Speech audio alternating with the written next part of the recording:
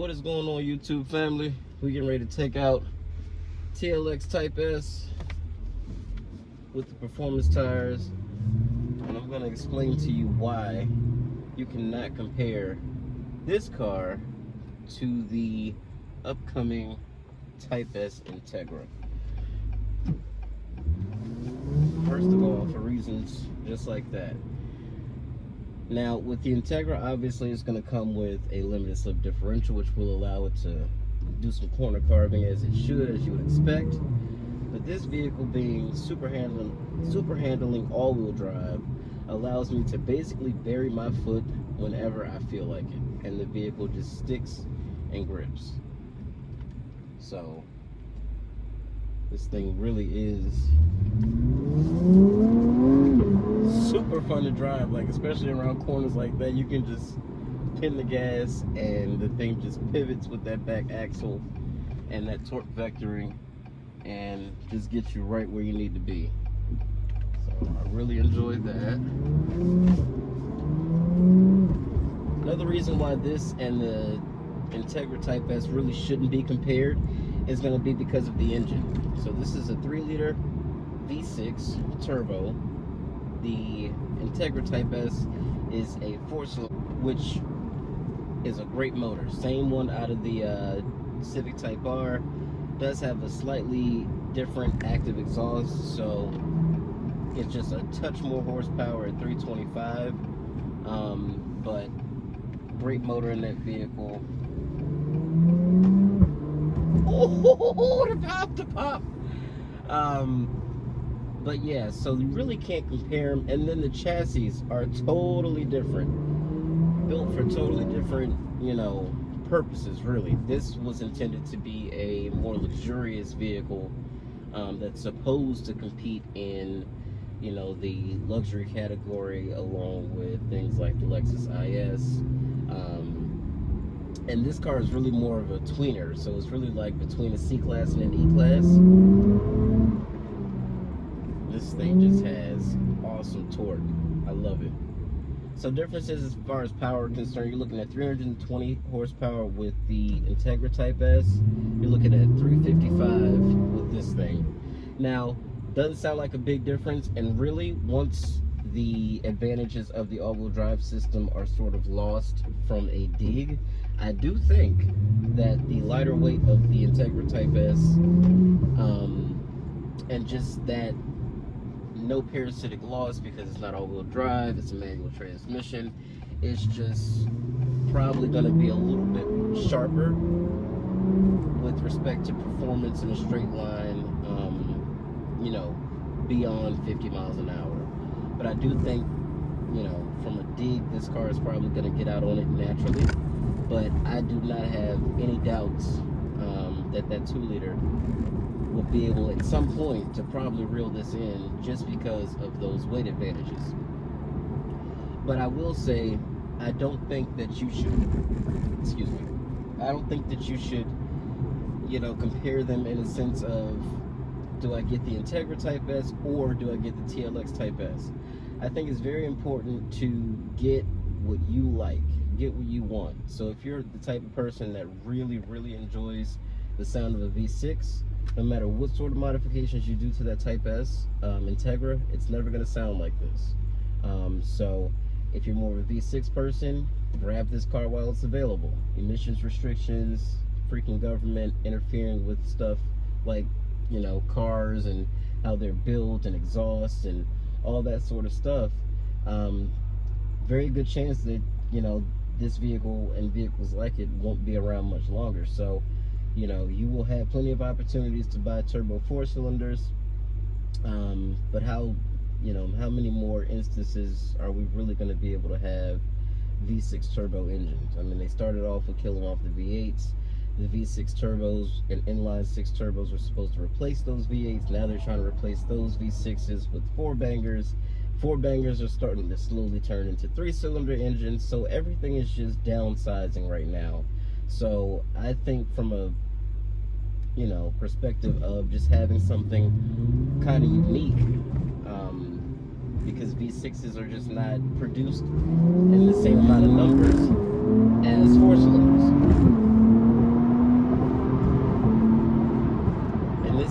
speed is phenomenal. So if you're not a person who necessarily cares about rolling your own gears or having a manual transmission, that doesn't really phase you, you don't care, hey, this 10-speed, when it comes to automatics, one of the best. And you guys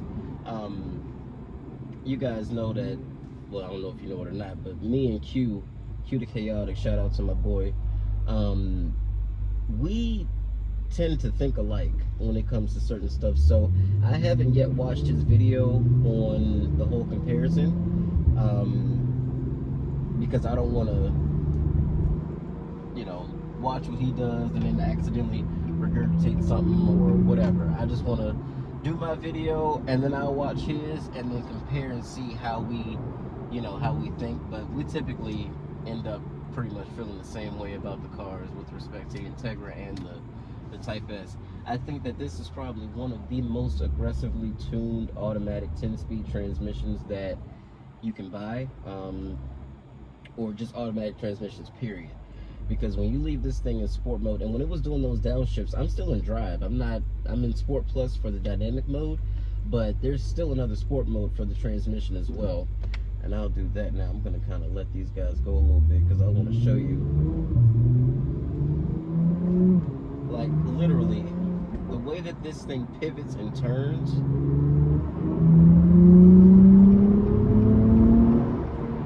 Is just fantastic. And the super handling all-wheel drive system just lets this thing eat around corners.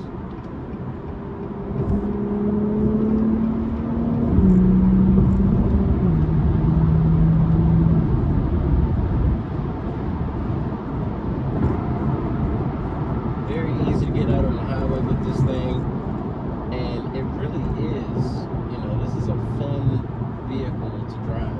It's not something that, in my opinion, is boring. I mean, listen to it. It sounds phenomenal, and this is everything about this car is stock. It sounds great. Pedals have nice response.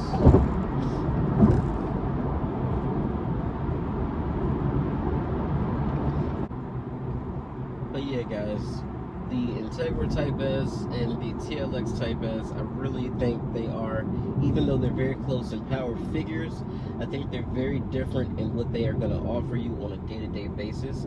This car, when you pop this thing over into comfort mode, can really sort of just settle out and become a very comfortable, almost boulevard cruiser. When you put the Integra, at least the A-Spec Tech with the adaptive dampers like mine, into comfort mode, it's still pretty obvious that you're in a really stiff chassis. It's not as rough as it would be if it were in normal or comfort mode, normal or sport. So there is a noticeable difference in comfort, but it's still not as soft or as forgiving over bumps as this car is or ever will be. So with that being said, if you value a super comfortable ride, you want something that you can really just go on a really long trip and just sort of chill and have a little bit of fun when you feel like it, this is your car. If you want every moment of the day to feel like a time attack or to feel like just a quick race or whatever, then definitely get the Integra, because even without the additional 120 horsepower, my car feels like an experience to drive. On a daily basis, it just always feels fun. It always feels like there's something new to do. You can shut off your rev matching and have some fun doing it yourself. You can, float the gears. You can do whatever you want to do because you have that adjustability and that sort of control with the manual transmission. Again, if you don't care about that, then this car is more than enough. Now, what I'm curious to see is what the pricing is going to be for the Integra Type S, because that might either make people buy more of these, or the people that don't care and say, I want a manual and I want that hatchback and I want the wide body and I want the wheels and the suspension and the brakes and all that. If they just have to have it, I wouldn't be surprised, if there was about an even take rate at some point But listen to this thing. But I do also believe at some point, production for the Type S Integra is going to be more than it is for this, with respect to how many we will end up having. So availability and all that stuff is going to have an effect on that too. So we'll just have to wait and see. But as of right now, the TLX Type S is still one of my favorite vehicles. I don't care what the haters say. I don't care what the critics and the car reviewers who have gotten so far removed from reality that the only thing that they are impressed by is the absolute best. I'm not that far removed from reality where I'm not impressed by a car like this. This car is great, especially for what it is. So, yeah, I can't wait to get my hands on the Integra Type S. You guys know that you will be on the ride with me with that. So definitely can't wait to compare it to my vehicle, you know, and see if the extra charge is worth it. Now, also, keep in mind, guys, you guys saw the way that Honda dealers were doing you with the Type R. 15, 20 grand over sticker. Please be prepared again for markups on the Integra Type S. I don't think there's an Acura store out there that is not going to mark that car up. So just be prepared for that too. And you're a fucking idiot. So you're just gonna